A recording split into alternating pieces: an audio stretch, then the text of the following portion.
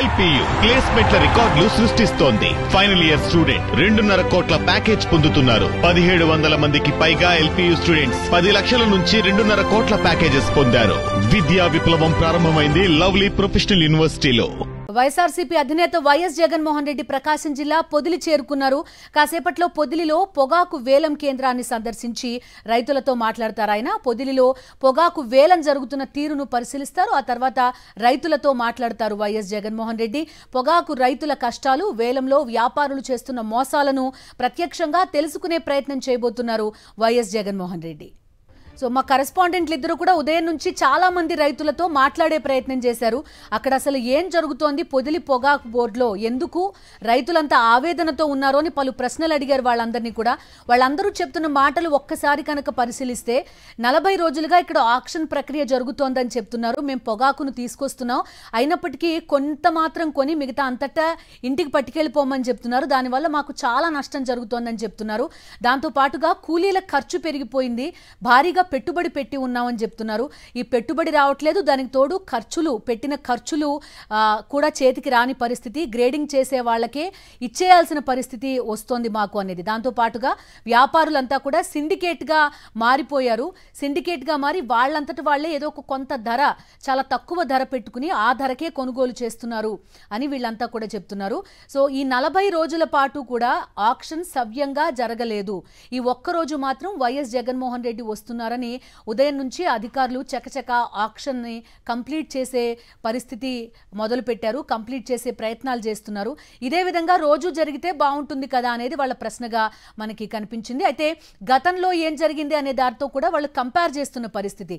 గతంలో ఈ విధంగా పొగాకు వేసినప్పుడు 36,000 రూపాయల వరకు కూడా కొనే పరిస్థితులు ఉన్నాయి. అప్పట్లో మార్క్ఫెడ్ ద్వారా కొంత పొగాకుని కొనుగోలు చేసే ప్రయత్నం చేశారు. దాంతో పాటుగా మార్క్ఫెడ్ తో పోటీగా ఇటు వివిధ కంపెనీలకి సంబంధించిన వాళ్ళు కూడా పొగాకు కొనుగోలు చేశారు కాబట్టి రైతు లాభపడ్డాడు అని కూడా వాళ్ళంతా చెప్పిన పరిస్థితి. ఈసారి ఆ ధర లేదు. అయితే ప్రభుత్వం చేస్తున్న మరో వాదన ఏంటంటే పొగాకుని రైతులు భారీగా వేశారు, ఎందుకంటే గత సంవత్సరం మంచి లాభాలు ఇచ్చింది కాబట్టి భారీగా వేశారు అనేది ప్రభుత్వ వాదనగా మనకు కనిపించింది. అయితే రైతులు చాలా క్లియర్ కట్ గా చెప్తున్నారు, బోర్డు అనుమతి లేకుండా, బోర్డు ఓకే అనకుండా మేము అసలు ఏ ఒక్క రైతు కూడా పొగాకు వేయలేదు, వారి అనుమతితోనే కొనుగోలు చేస్తామని చెప్పిన తర్వాతనే మేమంతా కూడా పొగాకు సాగు మొదలు పెట్టాం అని రైతులు ముక్త కంఠంతో చెప్తున్న పరిస్థితి. ఏదైతే పొడిగా మారిపోయిన పొగాకు ఉంటుందో ఆ పొడిని అమ్మితే వచ్చిన డబ్బులతో మొత్తం గ్రేడింగ్ దగ్గర నుంచి కూలీ ఖర్చుల దాకా గతంలో వెళ్ళిపోయిన పరిస్థితి ఉంది. ఈసారి మొత్తం పొగాకు అమ్మేసినా కూడా ఎకరానికి 5 లక్షల చొప్పున నష్టం ఎదుర్కొంటున్నాం అనేది చెప్తున్నారు. అయితే దీనికి మరొక కారణం ప్రభుత్వ ఒత్తిడి లేకపోవడం అనేది రైతుల వెర్షన్ గా మనకి కనిపిస్తోంది. ప్రభుత్వం ఒత్తిడి కనుక ఉంటే ఖచ్చితంగా ఈ పరిస్థితి వచ్చేది కాదు. ప్రభుత్వం ఒత్తిడి చేస్తే వ్యాపారులు త్వరగా కొనుగోలు చేసే పరిస్థితి కూడా ఉండేది. నష్టపోతున్నాం అనేది రైతుల వాదనగా కనిపిస్తోంది. కనీసం పెట్టిన పెట్టుబడి కూడా రాక ఆందోళన చెందుతున్నారు పొగాకు రైతులు. ప్రభుత్వం మాత్రం పట్టించుకోవట్లేదంటున్నారు. గతంలో 32,000 రూపాయలకు పైగా అమ్మిన పొగాకు ఇప్పుడు 20,000 రూపాయలు కూడా పలకట్లేదనేది రైతుల వాదన.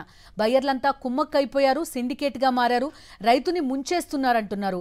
చేసిన అప్పుల నుంచి బయటపడే దారి లేక రైతులు ఉసురు తీసుకుంటున్న కూటమి సర్కార్లో ఇసుమంతైనా చలనం రావడం లేదు అనేది రైతుల వాదన. ఈ ఏడాది పొగాకు 1,00,000 టన్నుల దిగుబడి వచ్చింది. పొగాకు బోర్డుతో సంబంధం లేకుండా ట్రేడర్లు, కంపెనీలు కొనుగోలు చేసే దీన్ని బాపట్ల, గుంటూరు, పల్నాడు, ప్రకాశం జిల్లాల్లో 20,000 మంది సాగు చేశారు. గతేడాది హైగ్రేడ్కి కిలో 155 నుంచి 180 రూపాయలు పలికింది.